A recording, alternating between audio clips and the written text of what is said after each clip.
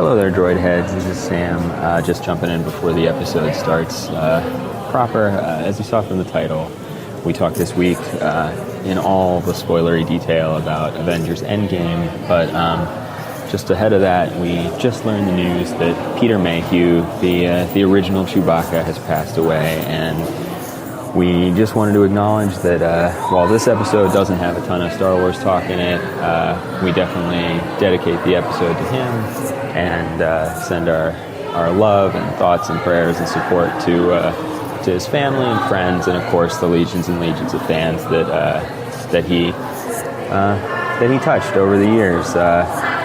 Peter really seemed like someone who loved the franchise, took a lot of joy in being Chewie, and really reveled in his participation in Star Wars, and obviously he's a favorite character of ours and of everyone's. So this one's for Peter, and we'll be back as a full squad to dedicate an episode to him and to Chewbacca next week. And for now, please enjoy our thoughts on Endgame, and join us just now in a moment of silence.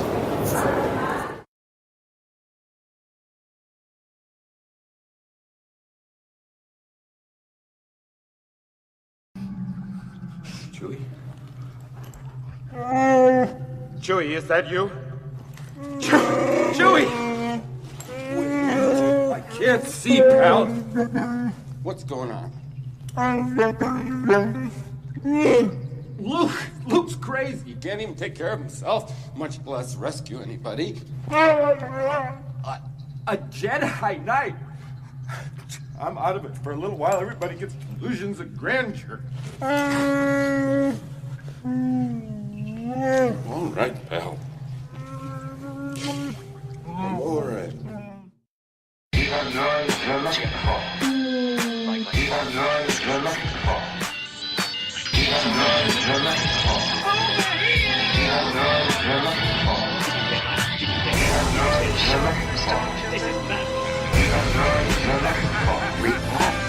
What they throw.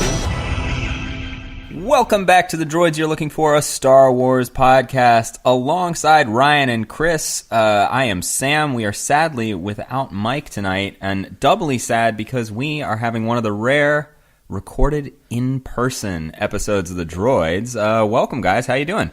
I'm well. Mike wasn't feeling well, Mr. Stark, and now there's a pile of pepper sitting next to us. We don't know where he went, but we're hoping that he comes back soon. Yeah. I mean, I think he's probably having more fun than doing this podcast live with us right now. I think that's safe to say. I mean, we're all huddled up at a counter, sitting closer than we've ever been to each other. Our food may be delivered in the middle of this podcast, so the back end might just be chewing sounds. Yeah, you'll be able to, if our mouths sound fuller later on, right. You know it was a good meal. And if our minds sound more tired, based on sodium shutdown. It was a bad meal. Clearly, we're living up to our reputations as the loosey-goosey boys. We're the bouncy boys. We're the bouncy boys. Bouncy boys are back. The bad bouncy boys of summer. So Mike is exploring some Star Wars VR thing right now, which I'm sure he'll have stories when he comes back.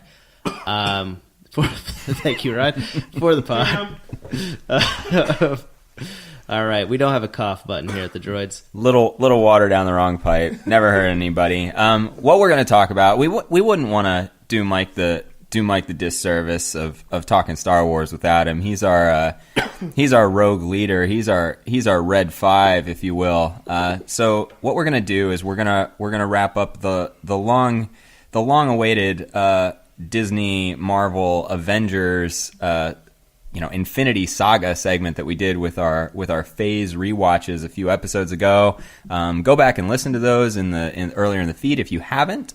We talk about each phase, basically break down the movies and give our main thoughts. But for this podcast, we're going to be talking all about Endgame. We're going to be spoiling it. Spoiler alert! So this is a big old spoiler alert. If you haven't seen it, what are you doing? It Also, made $1.2 billion.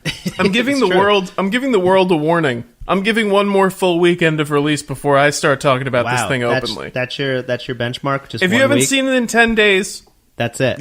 You're taking your life in your own hands here. There you have it. If you haven't seen a movie in 10 days around Ryan will just come up to you and tell you the ending. Now, we're not going to tell you what he looks like. All right? So if you live in the New York metropolitan area, live in fear. Look out. In fear.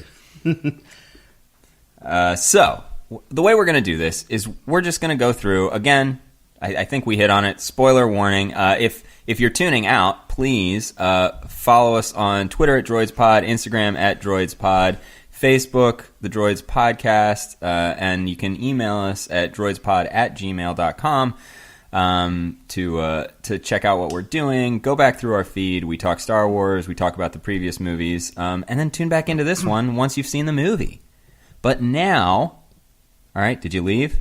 You're not hearing this if you did. You're now in a spoiler zone. Spoiler zone. So what we're going to do is we're going to talk about our favorite parts. We're going to go around the horn and just talk about some of our favorite moments from the movie. And once we go through that a few times, we'll sign off and let you get back to your commute. We should give a disclaimer that chances are there will be. We're going to try to have unique favorite moments. So just because I don't mention a favorite moment doesn't mean that it's not one of my favorite moments. It just means that Chris said it already. We should have flipped a coin or done something to determine who's going first. Who's going first? Who wants to go first? All right, I'll start, and it's only fitting, given the plot of this movie, that I start out of order. This is a smaller moment for me, and something I really, really liked. There was a moment during the final battle when Groot and Rocket were fighting side by side, and it's when Thanos says, like, make it rain, and all the missiles start to fly down. He says rain fire. Rain fire, whatever. Rain fire. We're gonna. I make it rain is something very different. We'll cut that out. But no, we won't. But there's a moment there when it says rain fire. Rocket jumps on top of Groot, and in Guardians of the Galaxy, Groot jumps on top of everyone else, and it was just like an amazing thing to see. Especially with that character, come that far around, that he's everyone in this movie is just self-sacrificing. It's super touching. I think that's a great moment. And I mean, we talked about when we did all our casts that we are particularly, maybe it's something to do with having a Star Wars podcast, that we're particularly partial to the Guardians movies and characters. Sure. The space opera ones of the group. Right. And I mean. It's also highlighted. I mean, throughout most of the movie Endgame, Rocket is alone from his. He's with new friends. He's not with the people he knows. So it's he gets Groot back and he has a chance to do something. Great moment. You want me to go? Yeah. All right. Ryan nodded. The classic audio sign for go ahead. Hold on, Sam. There we go. All right. There we go. You heard it here. Now, people.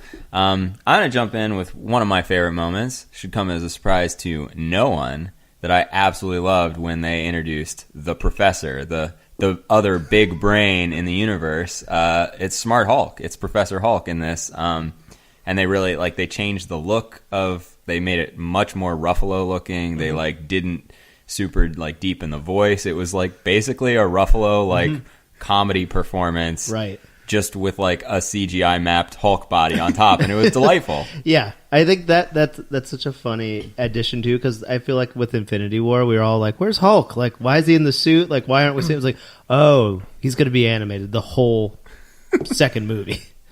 Yeah, it's a great reveal, and that's a really funny scene.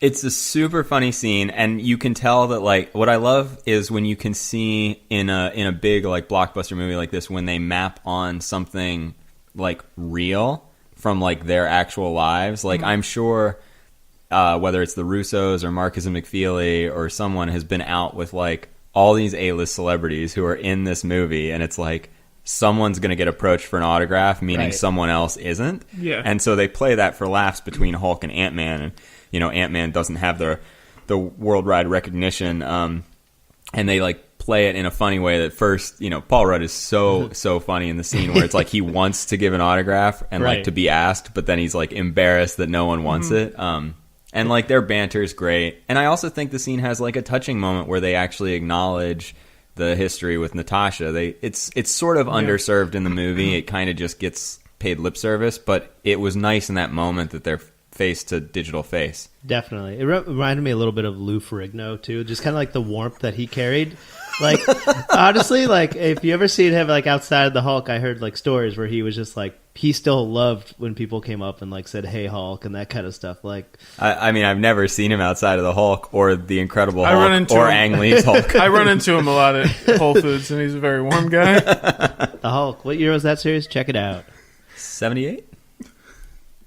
All right, so before I go, I have a word to say about the term fan service. Here we go. Oh, boy. So, a lot of critiques have been made of this movie and this series, referring to it, moments of fan service in a pejorative. And I understand this, because when I think of fan service, generally it's something that's unrelated to the plot, that is just there for people who have previous knowledge. Here, I'm going to use an example from Star Wars. In The Force Awakens, a movie I absolutely adore, Finn's going through a bag and he pulls out the laser ball that Luke uses in episode 4. The training. It has that is complete fan service. It's like this weird long beat. If you don't know what it means nothing. Fan service is fun, and I'm not getting down on that. However, there's a difference between something like that and a moment like my first moment, which is On Your Left. Oh yeah. Man. That is not fan service. That is emotional payoff. Yeah. That is not a reference to an older movie that everybody will say. Right, it works in the moment, whether you know it or not. However, it is the first thing that Captain America has ever said to his friend Sam, and it's when everybody comes back. It is a stunning movie moment, because the way it's earned over so many movies, and it's also earned so much within this movie. Cap is so desperate. He's on his last legs. He's about to face an army alone, and he's rescued. It is an absolutely stunning moment. A story about when we went to go see this at 7 a.m. Yep. My blood sugar was very low. I've been dealing with a little bit of anxiety because of some Infinity Stones of my own. Hey, you got it. Some Infinity Kidney Stones of my own. Anyway, I've been dealing with some anxiety, and this moment happened. I'd been on the edge of my seat for about 3 hours now. I get so excited. My heart's beating fast, and then I go, oh, I'm a little lightheaded. And then I'm like, oh, I'm really lightheaded. Then I'm like, oh, I'm getting tunnel vision. Had a full-on anxiety attack. Had to leave the theater for 15 minutes. And I still loved every moment of it. It was completely worth it. It's one of the greatest movie moments of all time. Oh, yeah. I 100%. I mean, that is, honestly, that line is what sold me in Captain America Winter Soldier, is like, when you hear that line at the end, like, because I mean, I like that movie, but I was kind of like so. But then when I heard it at the end, I was like, they know what they're doing. Like, these are developed characters, and they start playing that awesome song. Like, to have that moment, it's just like, it's silent. You just saw this, like, biblical picture of Captain America standing in front of Thanos and his ship and his army, and all of a sudden you just hear that tear. Oh my god! And then you hear like a little chatter on the mic. And then all of a sudden you hear On Your Left. And that we see it before he does. Yep. There's that moment where the audience, we saw it with the packed house, and the audience has the recognition before he does. Yep. And it's so beautiful. Yeah. It's just such a cool moment. Because we know he's saved before he does. Yep. And that's like, man, they really do know what they're doing. Well, and they set it up so beautifully because, you know, Cap, if there's one thing we know about him from all these movies, it's basically that scene. They say it without saying it. I can do this all day, and we know as an audience there's a that's belied by what we're seeing in the movie. You know, he is on his last leg. He has just like given to our viewership. He's given everything he has to try and beat down Thanos, and Thanos has gotten right back up. Not everything. Not yet. I like that. I love that callback. Wow. Talk about callbacks from multiple movies. All right, let's get some gore. The Marcus McFeely thing. There's a few Goyer-esque tricks in this franchise, but it's a bigger payoff, I think. But it's like we've seen him give everything. And he stands up again. It's unquestionable if he's not joined at that moment, he's going to lose. He's going to fight till he dies. Yeah, and so it's heightened by all of that. The On Your Left thing is, I agree. I want to jump back to when you talked about fan service and like payoff. I agree that this is a moment of like great payoff. I would also agree. I would also say, like, this is a movie that has a lot of fan service throughout it, but I think it's handled really deftly. I wouldn't even call it fan service because it's emotionally earned. I felt like even the jokes were like motivating the plot. Like anytime they told a stupid joke, it actually came back in some way. Not that I thought any of the jokes were stupid, but like, and sometimes they have their cake and eat it too. For instance, I don't know. Are you going to steal my moment? I don't know. So the moment on the elevator. Yeah. This is what I was just going to bring it up into it as an example because I was going to say I think this is. I think this is. So we're talking about the moment. There's a great setup. So we I guess we haven't actually said this is like a time travel movie. Yeah. Which everybody Spoilers, knows. You should see it. Yeah. But they're back in the current day, present day, or actually 5 years from now, Avengers are back in 2012 during the Battle for New York, or just post the Battle of New York. And this movie shows us what happened immediately following, what they did with the Scepter and the Cosmic Cube, the Tesseract, and like how they delivered that. And one of those elements, the Scepter, is taken by the S.H.I.E.L.D., who we actually know are Hydra operatives within S.H.I.E.L.D., led by Rumlow, and I don't know the other guy's name, but the bald guy from Winter Soldier. And they recreate, like, visually an identical, like, elevator sequence to start, where there's a glass elevator full of heavies, like suited and booted with like all their gear, and Cap walks in. And it's, he is sizing up the scenario, plays it just, Chris Evans plays it just like Winter Soldier. And it subverts expectations by the way he actually gets out of it. He, being from the future, knows that these guys are Hydra, and he whispers, "Hail Hydra," in order to get the scepter and walk away without a fight.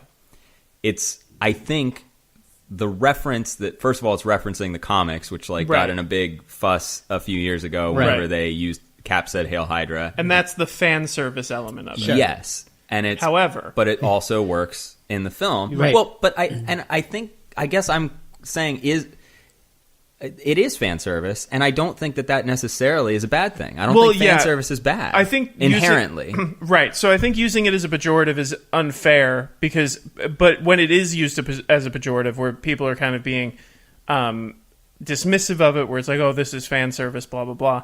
It's like, well, it. Also, they've been building up for 22 movies to a thing that they're going to wrap up, and for it to be satisfying, well, I mean, for me, things need to happen that fans will be happy about. Also, though, I mean, I don't think it's just it's still plot motivated though, because like they built up that whole storyline. Now they're going back in time with this knowledge. How do we fool these people? Oh, this is the surest way to do it. And then there's two jokes around that also change the plot, where it's like. Loki changes into Captain America and makes fun of him. So now Cap sees that. So when Cap sees himself again, he immediately believes that, oh, that's got to be Loki. And then with the Hulk going down the elevator, they're like, no way, Hulk, you can't go to... Because that happened, which is very funny. He ran through the door and pushed Tony out of the way. So to me, it's just like good structuring. It's just like... And like just because fans love it doesn't necessarily mean that it's like this unmotivated thing. Sure. Now... And if it is fan service, then it's doing it well. Because it's like, I was thrilled. And I would argue that it is that. Because I also think that, like, the brilliance of what this movie achieved is, like, it does pull off fan service in a motivated and smart way. But, like, these guys didn't write this in a vacuum. They knew what they were doing. Right, they knew that ultimately, it's like, audiences would want to see this. Like this is like you guys said, like they've built to this moment to show this kind of like to have, and also like what an opportunity to have all of these moments from characters that you can call back to that have earned these emotional moments, like On Your Left. That's not a cheap moment. That's not them being manipulative. That's us being with these characters for the last 10 years and them referencing something from the beginning of their relationship that is now paying off now. And I think that that's great. Yeah. It's awesome. That was actually on my... I mean, I have a very long list of favorite moments, but that was one that I was going to bring up. So I'll say that was my second moment, the elevator, like, Hail Hydra not fight. And the grin he gives at the end is like, that's just for us. That's, I mean, maybe just for me. I don't Also, know. a thing I realized watching it the second time is that, like, it's a funny moment where Cap, I'm gonna say the S word. Cap rounds the corner and he sees himself and he says, "You got to be shitting me." Yeah, right. And I was like, "Oh, that's like a funny thing for them Yeah. to like you." But I remembered later that like in Age of Ultron, he's always like language yeah, guys. Yeah, it's a And- funny callback. Yeah, and it's the only time that we've ever heard Cap curse. Yeah. Well, it's the second time. Is it? Because Yeah. he says, we're going to go, let's Get go this- let's get- go get this son of a bitch. Well, yeah, I Yeah, guess yeah. to So, like, me, yeah. you could say that on daytime television. So I'm yeah. not. Yeah. But yeah, Cap is. It's a swear Sorry, word. it's not a swear word anymore. We're gonna have to make this podcast explicit now. Chris, why don't you chime in with your like All second right. item? My next, the next item, and I'm gonna go with I'll go with a few of the lighter moments here, which is stuff that strikes me the most. Thor's reintroduction to New Asgard. I think when you see the rock guy, Corgan Meek. Yep. When you see him basically say, "Thor, it's happening again," and then like you realize it's like another video game player.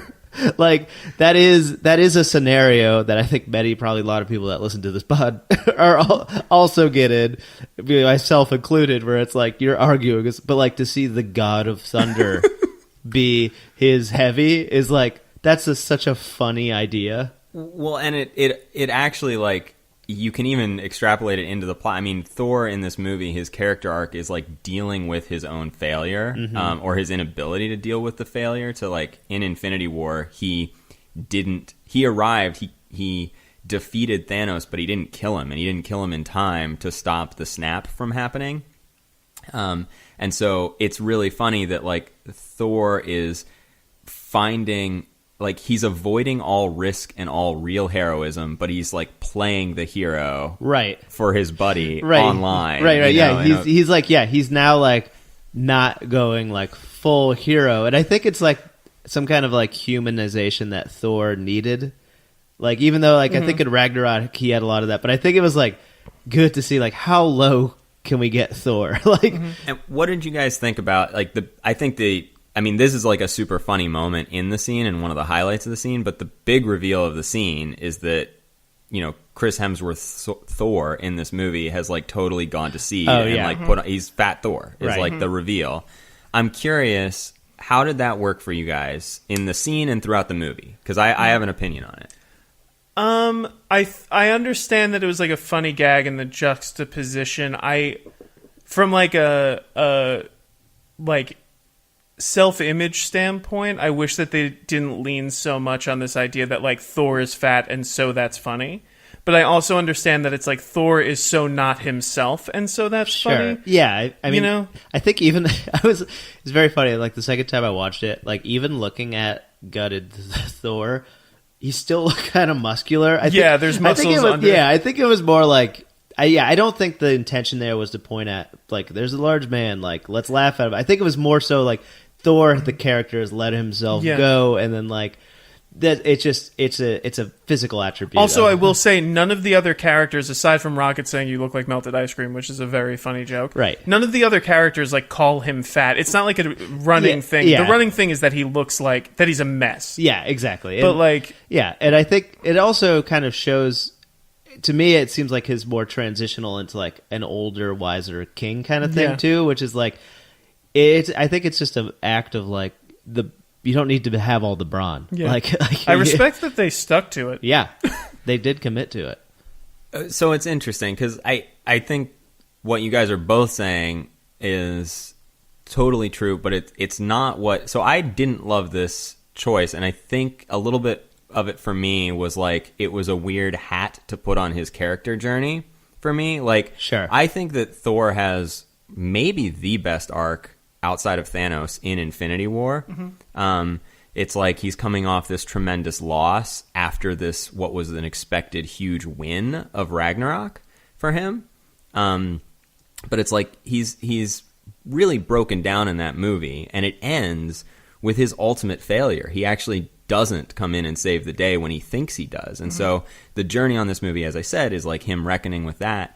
And it felt to me they were making such hay of like his image and him, like, you know, his a Lebowski beard and like the shades and like dressing like schlubby and being overweight suddenly, which is also just like we all know like what Chris Hemsworth looks like, so it's like it's ridiculous anyway. Right.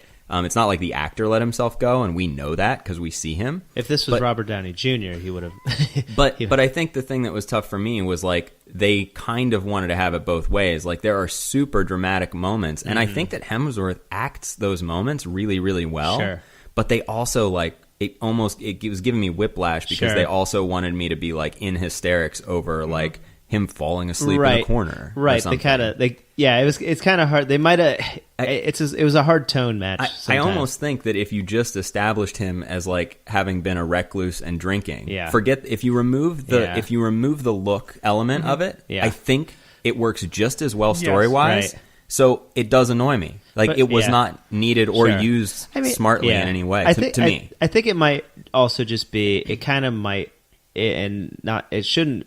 Not necessarily that you should make light of drinking problems and that kind of stuff, but like I think it might also soften that kind of blow. Like if he was really like destitute and like broken in like a very like dark way, it might scare off the audience or like just make you feel. It might like a way to control tone might just be to. I will say though that if I had a criticism of the movie, which I'm head over heels for this movie, I just got to say, but. If I did have a criticism of the movie, it's that I could have used more of that despairing tone that they had in the first 20 minutes. Wow. I think that of a 3-hour movie, at times the humor, because we've come to know it in the Marvel Universe, the humor started to seem compulsive at times. So like, while I love Professor Hulk, I felt like that moment of like silliness came like a little too early in the runtime. Sure. But I think it should have been in there. I just wish that we had like a little more of that like beginning, like everyone doesn't know what to do with themselves kind of living in that.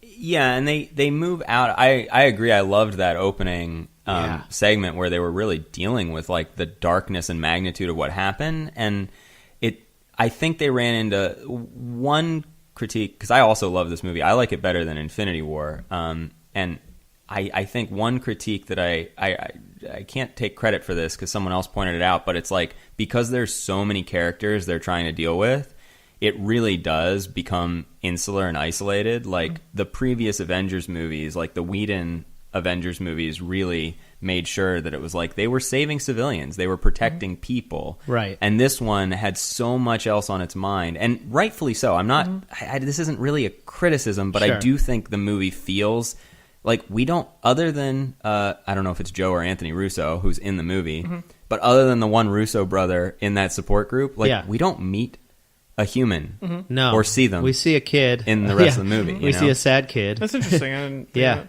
So, oh man, I'm getting intensely nervous because I have so many more things I want to talk about, but I have one left. Go for it. Do you want me to go or do you want to go, Ryan? Do you want to close out? You did two. I'll do my second. Does that work? Oh, have you not? Gosh, do your second. Sorry. Okay, so I'm going with a smaller moment here. There is a sequence in the movie where Tony and Cap go back to 1970 to the army base in Jersey to get PIM particles and the Tesseract. I'm going to try to get through this without getting emotional because I think it's beautiful. And there's a moment where Cap goes into an office and he realizes that it's Peggy Carter's office. Mm-hmm. And he sees a picture of himself that she has framed on her desk. And it took me a little while. It took me until my second viewing to notice this. But the picture is of, like, small Steve Rogers. Mm-hmm. It's not of Captain America. Right. It's of the Steve Rogers that she met. And I thought that is such a beautiful detail. And in a world where, like, you know, they're establishing that Peggy is thinking about Steve. They're setting up the end of the movie, and their relationship has been a big part of the MCU. But, you know, some filmmaker had to pick the picture to go in there, and that's the one they picked, because it just is such a more moving moment than if there was a picture of Captain America. Yeah, like full-size Cap, absolutely. And I thought that was just talk about character payoff. Oh, my God. Yeah. Like that, you 100% nailed it. Like having that detail, it also builds her character. Like having not seen like the Agents of S.H.I.E.L.D. and that spinoff, like it immediately adds depth to her character. Mm-hmm. Like there's just layers there, and it just builds up that what do you call it? Is it irony? Like it just builds up that feeling that you want them to meet again. And there's also it reinforces this idea that, and they do this beautifully in the first Captain America movie, that she doesn't admire him because he's Captain America. She admires him before that. It's not like they don't play it like, oh, like she's disinterested, and then when he's Captain America, like she thinks Steve Rogers is a great person. Right. And also that moment for Steve, because when's the last time he saw himself like that? Right. You know, and like this ties in, and I don't think this is on anyone's list, so I'll just do it quickly. There's a quick moment where they go to fight Thanos the first time, where when they get in the spaceship, there's a very quick close-up of Steve Rogers' eyes, like as they're going into like hyperspace, essentially. And I just thought it was such a beautiful moment, because you bring, as the audience, your own emotional weight to it. But it's like, without saying anything, without doing anything, just by showing his eyes, they establish this, like, this is a kid from Brooklyn who grew up in the 1940s. Right. And he's, like, on a spaceship now. Yep. Yeah. And it, like, they never... Chris Evans plays everything in such a way, like, he never lost that. Right. That sense of, like, he's out of time, even when he's, like, a little more comfortable. In that way, I would equate him to more like one of the alien superheroes, like Superman or something like that, where it's like he is truly out of his element. I know he's of this world, but he basically is of a different era and like of a different time zone. He is not part of the world that we lived in. And so I always think of that. He's the only one that's like actually missing things. Like he has a part of his life that is gone. Yeah, and isn't it crazy that they haven't been able to make a good Superman movie since 1978? Right, like that. If you have that material to go off of. Yeah. Well, it's like, and I've said this before about the MCU, why it works when I think that the DC movies don't, which is that the MCU has characters who know that they want to do the right thing, and they generally know what the right thing is, but the difficulty sometimes is actually doing that. Right. Because it's hard, or it's coming at their own personal cost. Yep. As opposed to the DC movies where the superheroes don't even seem to know what the right thing is, or if they want to do the right thing. Right. They don't. Yeah. It doesn't seem like. Yeah. It's almost like, you know, they have the conflict with them comes with if they should do the right thing. Yeah. Where the conflict with our heroes comes with, of course they want to do the right thing. Sometimes it's just hard to know what that is, and sometimes it's hard to do it. Yeah, they really puts the superhero like genre movie. Like, I think I would always kind of like sulk at the idea of like an origin story, but now I completely get the payoff of why they did it. Like, you have to see that with every one of these characters that we saw in this ending movie. If we didn't have that, then I feel like you end up with Justice League. Yeah, exactly. Like, you don't have a movie. And I would go back and forth. Maybe I think I just had Spider-Man fatigue. Like I just saw him. I saw him become Spider-Man too many times. Sure. And so, but now I'm so happy for it. Sam, you want to hit us with your number 3? I'm really torn here, guys. There's like, you can only say one. There's 3. I mean, there's something that we have to talk about before the pod is done.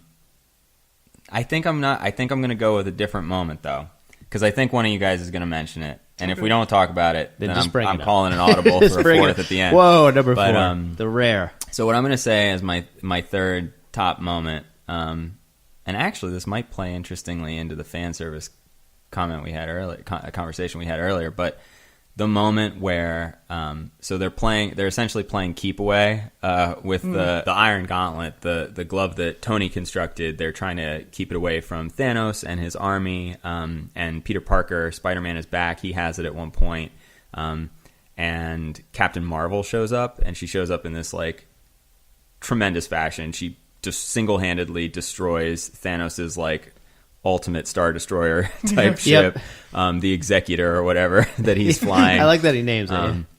And so she completely destroys that. She's clearly the most powerful player on the field, and she's like, first of all, I love Brie Larson's delivery. Like, he's like, I'm Peter Parker, and she's like, hey, Peter Parker, you got something for me?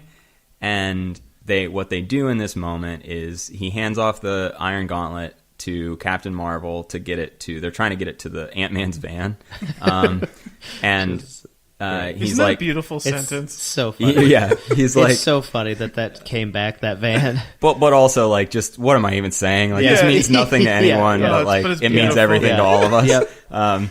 But so she has to get it across this like, basically no man's land of just like all enemies, and Tom Holland's Peter Parker says something like, "But how are you gonna get it there?" And every woman from the Marvel Cinematic Universe who's still on the table is like shows up, and one of them says like she has help, and we see Valkyrie, we see Pepper Potts as Rescue, we see Gamora and Nebula and Mantis and Denai, I forget her. Okoye. Yeah, Okoye. So we're and Scarlet Witch, like all of these, like all of the women, and they essentially sort of form this tableau of like women Avengers, like, and they just have like a moment that's like a splash page where they run into battle and like blast through, and Brie Larson powers through, and I do think this, some could say that it is a fan service moment. It is clearly written and shot to like appease and not even appease, but to like to tick a certain box. But like, I threw my hands up in the air. I loved seeing it. It was so powerful. And like, when I saw this movie with my wife, she was sitting next to me, and she just like was like bouncing in her chair. She was like, yes, yes, yes, the ladies, give it to them. She was so excited, and I was so excited to see it and like see all these heroes. So like, I found it effective. Yeah, it's. I think it's a great moment. There's been a lot written about it, and I'm not sure that we're even the ones to talk about this, but we're here now. But so a lot has been said about how this moment, considering Marvel's past of dealing with female characters, that this moment is like too little, too late. And I understand that criticism, and I'm certainly not defending Marvel's handling of female characters in the past. They haven't always been great. However, that being said, with a franchise that has this much cultural cachet, that is this huge, for them to be trying to make a course correction, knowing that they can't change the past, but now they have all these great female characters that they can use going forward, and hopefully they will. Yeah. I thought, well, then I'm glad that they did this moment, even if they have not established that it is earned for Marvel to do that up until now. It's like, you still have all these amazing characters and these amazing actresses. Why wouldn't you have this moment? I think it goes back to like a tenet that we found in the new trilogy of Star Wars, is that it is important to see somebody on screen that looks like you, like in that scenario. And then if you see a team of women just getting it done, like that's like, if you're if you're a little girl at a theater, a little boy in a theater, doesn't matter. You're watching this, and you see this happen, like, oh yeah, and they're superheroes too. Like, and you could acknowledge and criticize the past of Marvel's treatment of female characters, and acknowledge that, and also acknowledge that this is a very powerful moment. And if we're going from what Stan Lee used to say, every comic book is someone's first comic book. So, like, this is someone's first Marvel movie. Right. Do they have any idea what's going on? I don't know. I wouldn't recommend it. But, these movies will be going on for a long time. We're entering phase 4. And, there are young people that are seeing this now, and this is their first phase. Yeah. And they didn't experience the Marvel that didn't have any female characters. Right. And that could be in the past, and Marvel hopefully can course correct that. Yep. And give more time. And I thought that this was hopefully a great start to that, along with Captain Marvel being in theaters right now. I mean, And being like the number 2 movie right now in that's theaters, pretty which is insane. That's amazing. I'll kind of go into my number 3. I'll say 2.5 then 3, because it's a little bit of Sam's moment with all of the women together, superheroes together, and then so Captain Marvel though. After I saw Captain Marvel, I was way into it. I really liked that character a lot. Yeah. The thing that's like alluring to me as far as that character goes is that she is like the most powerful. Like she is, and I love that with characters, that Luke Skywalker is supposed to be the most powerful until recently, which is, or maybe not. Who knows what happens in Episode 9, Part 1? Oh God. But I think that her the way they kind of played her against, like, why didn't you help? And she's like, well, there's a million other worlds that don't have you guys. And like, and then to have her in that final fight when she gets punched in the head, and like that was insane. And like When it doesn't register. It doesn't It's a phase headbutt. It He doesn't headbutts phase her, her. yeah. But for them to set this up as like, oh wow, like you're the most powerful person in the world, and this has happened. Like you had to state this. There's other worlds. There's other terrible things. And then when she gets like beaten and that final thing, I was like, well, I don't know what they're gonna do. I'm done. Like I can't figure out what they're gonna do. That was a very powerful moment though. So it's like way to like raise the stakes. You give her a whole movie where she's like, oh, she's the greatest superhero ever, and then Thanos like gets to her, and then like you're like, oh my god, like I don't know what they're gonna do. Obviously, you know something good's gonna happen. But It's a movie. it's a movie. Yeah. So that's my 2.5 to kind of go off the scene what Sam was talking about. I think that I really liked. I was a big fan of them going back to, and I know we talked a lot about going back to the first Avengers movie, and a couple scenes in particular where basically the when we saw this is a weird one, and this is just something that like made like I don't know, just thought was neat. They show old Hulk from the first Avengers movie, and then they show like new Hulk. And it almost looked like a technical demonstration of how far they came. Like if you look at the old Hulk, Yeah. and then you look at the new Hulk, I was like, wow, it's like they really have made strides here. It's a dumb moment to have it be your favorite, but I appreciated that. I also like that the reason you like it is like the tech demo, like CGI demonstration of it, because like it's also a funny moment where they're literally showing how far the character is. Yeah. Coming. Well, I Exactly, also think exactly. when they show that's like a new shot. Right. So they actually made him look not as good. Yeah, it looked intentional to me, and I hope that was the intention because that's what I thought. Because like it looked. I would actually just Ryan, from you saying that one of the best elements. I was worried when we were all like fairly certain this was going to be a time travel movie, and when that gets confirmed, like I don't know, in sort of like Act 2 of this movie, Yeah. I was like anxious about it. I was like, is this going to be? We revisit the Marvel clip show. Right. Oh yeah, sure. And what's so brilliant is Remember what when we got locked in that walk-in freezer? Right. what they did was Yeah. show it like everything from different angles. They reshot all new material, but Yep. made it look like it fit in Yep. that movie. They went out of their way to make it so it's like you're seeing something new. You're not going to see a rehash. It's an all new movie. Yeah. Every scene is new Yeah. in this movie. Yep. Even though it's a time travel movie going to the past. Yeah, That's perfect. I So- also had that same Yeah. hesitation Yep. with it. But and then just to go off that scene, I think that when Hulk sees don't know her character's name, The Ancient One. the Ancient One, I thought that was kind of neat because that was I think a good way to like reverse describe the plot, or like it really helped like everyone, including myself, to be like, oh, this is what they're doing, and this is why they can't just do this. And you Like, get some classic Ruffalo tucked-in plaid t-shirt yeah, exactly. or plaid button-ups. He just yeah. So I Saying like, but if we take the stone and cut it in half. Also, it is the only time in the movie that we see Mark Ruffalo. That is true. And Yeah. it has the whole world asking, which one's better looking? Aw. Hey, I love Ruffalo. I've been a roughhead. not to ruffalo your feathers.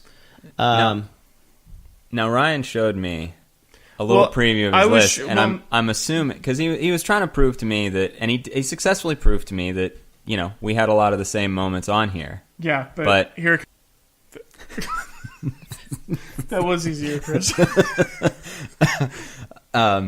So Ryan showed me on his phone his list of moments, and he was proving to me that we had several of the same moments on there, which I appreciated. But I also saw what's on there, and I think he knows that it's it was Yeah. my audible, and he's going to bring it up now. I am going to. I think. Yeah. Every single one of my moments was cap related because I'm a cap head. This is not what I thought you were going to bring up. Oh, really? wow. All right, so we're still going to All call right. on audible. Okay. Finish out, man. Oh, okay, great. Well, I was trying to prove to you that a moment that I think didn't register with that many people, which was Carol and Peter, was on my list because I thought that was great. Okay, so I thought this would have definitely come up by now. Captain America picks up Mjolnir in this movie. Oh, right. And fights with him. Yeah. Or it. Yeah. Or her, I don't know. Yeah. Talk about setting up the rules of a world and then establishing meaning from it. Sure. It is a beautiful moment. Yeah. We see someone pick it up. We have a feeling we know who it is. Yeah. The audience lost its mind. Yeah. And then also the momentum of it, just from a pure spectacle level, because that's essentially what this moment is. Obviously, it's a character thing. We've all known Cap was worthy. Yeah. But for some reason, now the Hammer thinks he's worthy. I don't know what he had to do. Yeah, but well, I mean, he did move it before. I heard an interesting theory on this. That's not mine. I can't take credit. But in between his first attempt in Age of Ultron and this movie, he has the truth has been revealed to Tony that he was hiding from Tony. In terms of the Bucky and Bucky killing Tony's parents. So like that sort of potentially, that's arguably the one blemish. You know? I see. Interesting. Made him It's an interesting unworthy. theory. Yeah, apparently you cannot tell a lie. But I feel like Thor's done like a lot of worse stuff. For sure. than But just hide somebody. But just in terms of pure spectacle Yeah. and pure like, man, Yeah. if of all the comic book movies I've say seen, like- this is the comic bookiest. If- Him throwing his shield, then Yeah. bouncing Mjolnir off of it to hit Thanos in the back of the head. Yep. It like things like that. It's just like everybody, soup to nuts, gets this movie that's making it. It's the stunt team, the actors, the directors, the writers. Everybody knows exactly what to do with these characters, and like it is a tremendous movie moment. There's a slow-mo shot where he uppercuts Thanos, and he just lays him out. Yeah. And I heard KO. it just owns. It just I wish I had something more articulate, but it owns. It's so at the great. end of the day, it's a comic book, and that's what you want to see. And what's so great about it in terms of character is that Thor and Cap, neither of them are surprised. Right. And talk about a man who knows how to hit a hero pose, who knows how to hit the stance. I mean, like, you know, I have nothing to add. This was the first moment that I threw my hands up in the air. It's such a payoff for all the movies, and it's a payoff for, like you say, for both those characters actually. And then they button it up with a nice joke later. You get the small one? So they are both standing next to each other, and it's reminiscent of the first Avengers, where they're standing side by side, and like the shield returns and Mjolnir returns, and they basically have that same sort of shot, except it's Mjolnir and Stormbreaker. Stormbreaker goes into Cap's hands, Mjolnir returns to Thor, and Thor like basically is like, trade, you get the small one, which is really a great beat for Thor too, you know.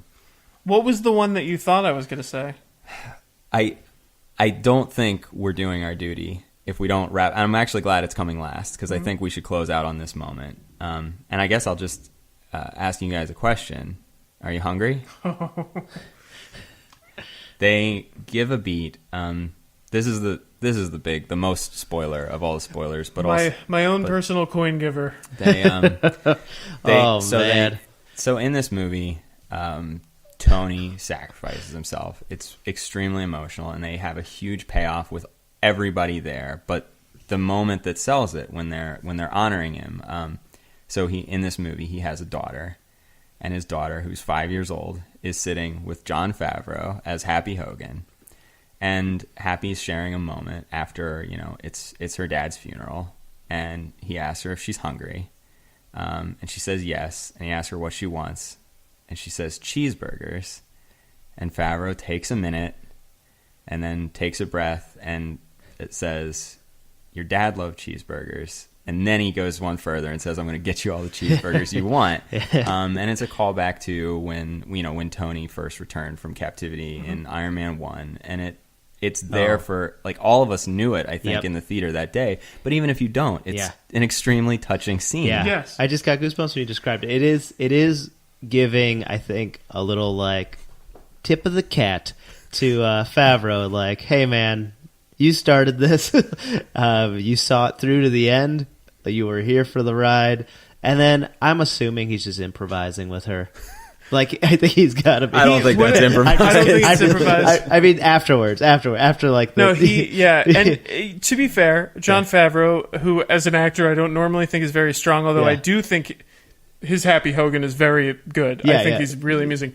He really does a great job in the moment. Yeah, and that little girl, the girl who plays Tony's daughter, is amazing, and also like the cutest little actress in the world. Oh yeah, when she's like a juice pop. Yeah. Are you thinking about juice pops? And Robert Downey Jr.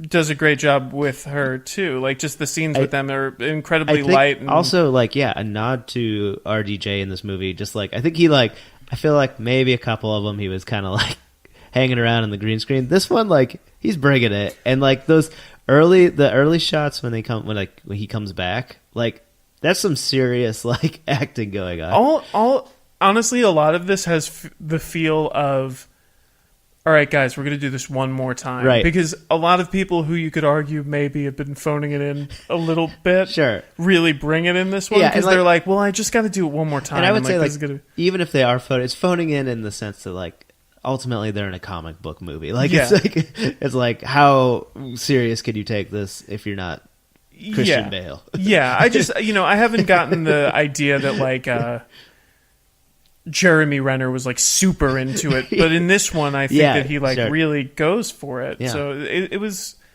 it's guys, what an end to it. What a ride. What a thing they achieved. What a commercial and a creative achievement. It's remarkable that it really is both. I think this movie is one I'm going to watch over and over and over again. I know I'll watch it more than Infinity War, which is crazy because it's kind of the second half of that, but I like it better. I think it's just like it's really an incredible achievement. Like you don't know how they did it, kind of when you actually sit down and think about it. So yeah, and I think it's really, really kind of it's touching in a way to me that it's like that first Iron Man, which was such a risk and that worked so well.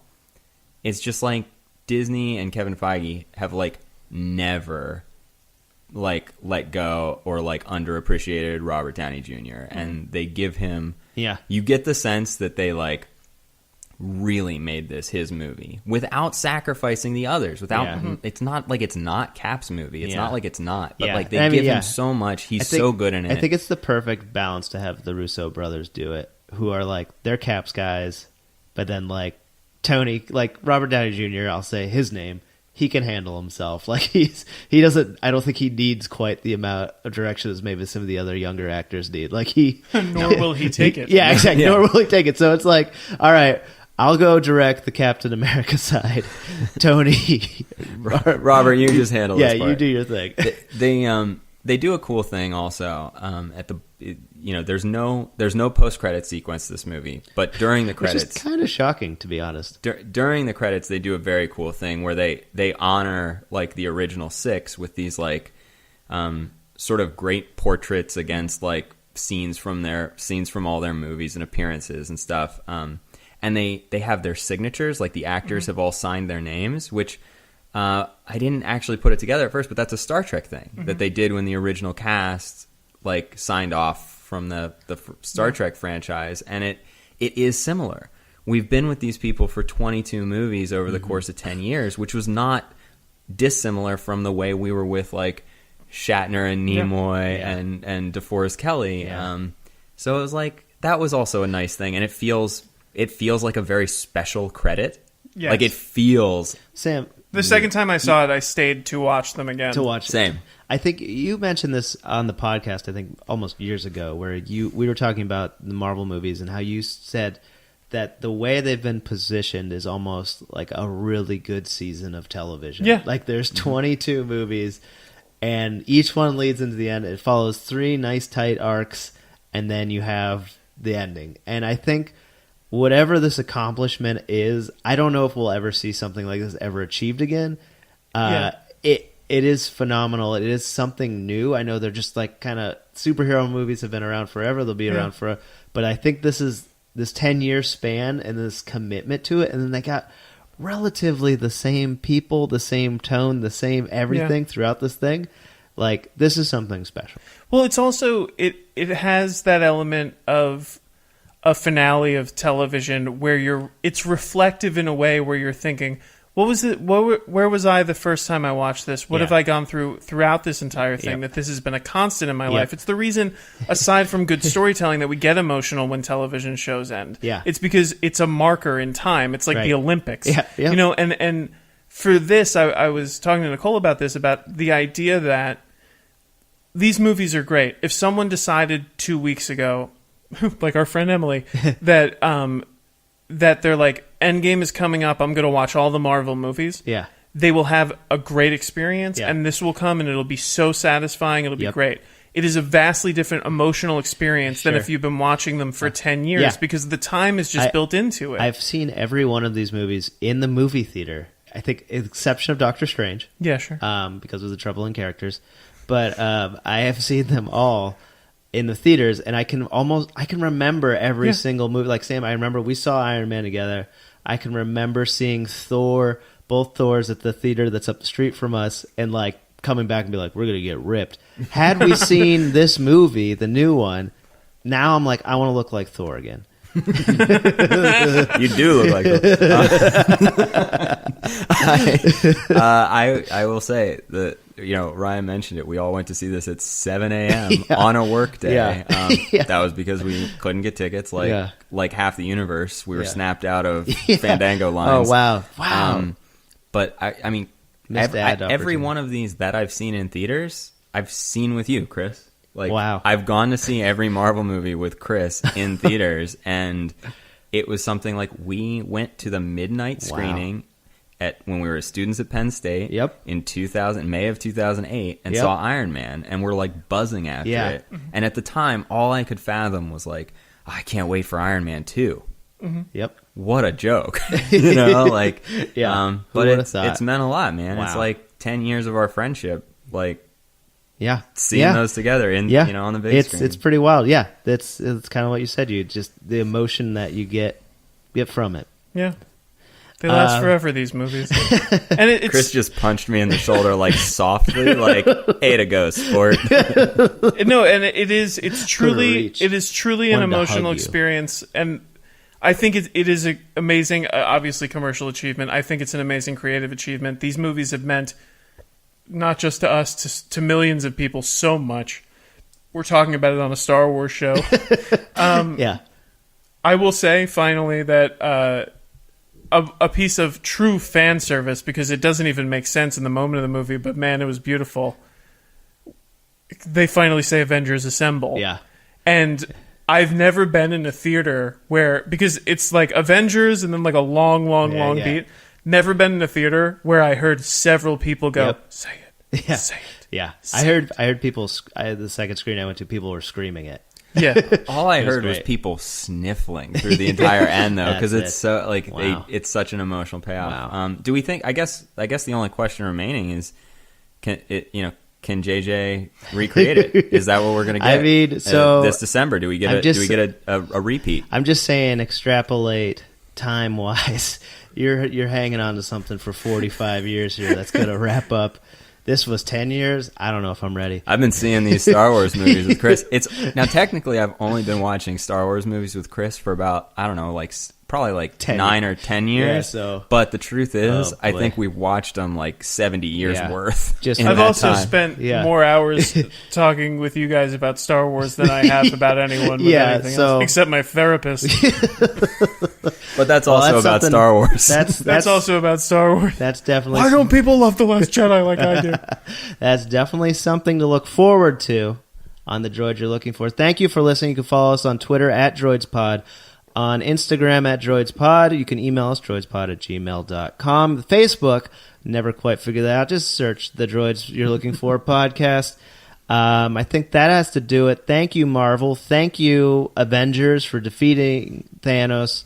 Thank you, everybody, just for letting this kind of thing happen in our world. We'll be back next week with Mike, hopefully, and He'll scold us. And he we should didn't- have. we only said Star Wars twice. I know. He should have some fun Star Wars stories of his own. So, thank you all for listening, and we're gone. Bye, Tony. Hey, yo, Cap. Oh, wait, he's in the Marvel movies. I was He trying plays to Starhawk, I was right? trying to think of some kind of... Hey, yo, Guardians. Oh, that's right. Millennium Falcon. Hey, Millennial Falcon. All right, Annie. Bye.